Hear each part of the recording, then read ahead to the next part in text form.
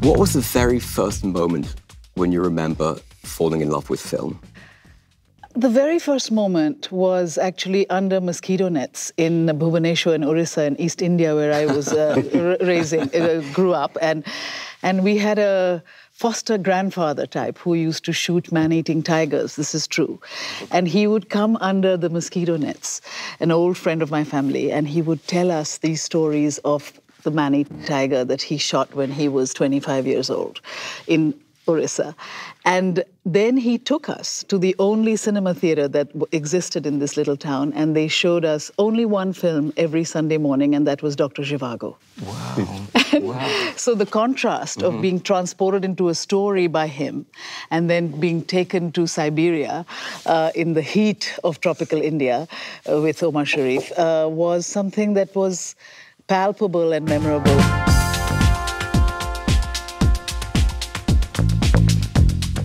Is there a part of the directing process that you love the best, and is there a part that you really don't like? Well, I love the shooting. If if you can, because the challenge is the eye of the storm, how to capture life. And I'm a lot like Denzel's story of shooting on the hill. I also shoot in real locations. Authenticity is a huge part of what gives me that life. And shooting in Katwe, the worst slum, it was the same. The community came out, the pigs came out, the goats came out, the mud came out. You know, the brick kilns were smoking, and you really are. And I was working with a lot of the actors, the young kids in the film, are from that area. I've never faced a camera before. And I always loved, like I did with Denzel in Mississippi Masala 25 years ago, I always love putting incredibly skilled actors, great legendary actors sometimes, opposite people who have never thought to act before. You know, in this case, in Queen of Katwe, it was children, but in Mississippi Masala, it was a young woman called Sarita Chowdhury. Did you like that process of being with actors who'd never acted before? I didn't know. I didn't know she had not acted. Oh, I know. That was you were completely comfortable with her. No, I've worked with some actors that need to stop.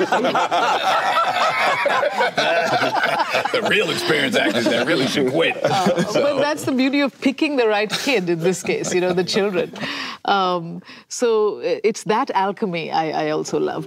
Has anyone from Katwe become a city person? Don't think about such things, Fiona. Why not? Because if you do,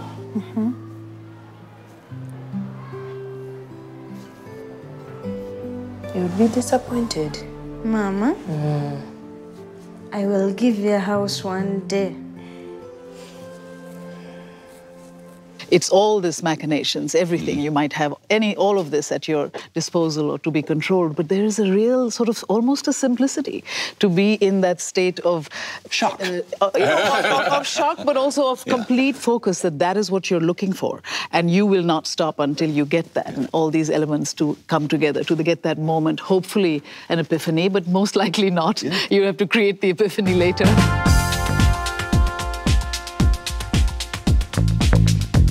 What was your toughest moment on Queen of Katwe? Well, my toughest moment, I think, was creating this big action scene, which required a flood of like 500,000 gallons of water, and we had to move. We excavated this community outside in South Africa, outside Pretoria, because it had the color red earth that Kampala, Uganda, which is where most of the film was shot, has. So we excavated this place. We built a partially built church, and then we had to flood it with water. And all our kids from Kampala, the equator runs through Kampala, so it's a very tropical, wonderful weather, had to be taken to South Africa, where it was freezing. And we had to stage pretty much 1 week of shooting in the water with little kids in T-shirts and Lupita Nyong'o in her wraps through freezing water day after day after day.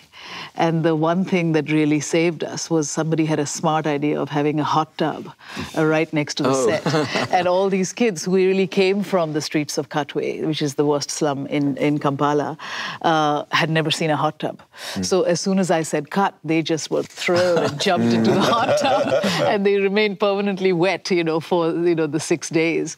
So it was difficult to do major dramatic scenes. A young 2-year-old almost got flooded out with the water coming in at him. Things like that. It's hard to do, very hard to do generally, but harder to do with children who have never faced a winter. Did they ever rebel? No, because of the hot tub. Hi, I'm Taraji P. Henson. What's going on? I'm Alicia Keys. Matt Damon. Naomi Harris. Thanks for watching. Thank you so much for watching. For more videos, Be sure to subscribe to Hollywood Reporter. I don't work for The Hollywood Reporter. They paid me to say that, though.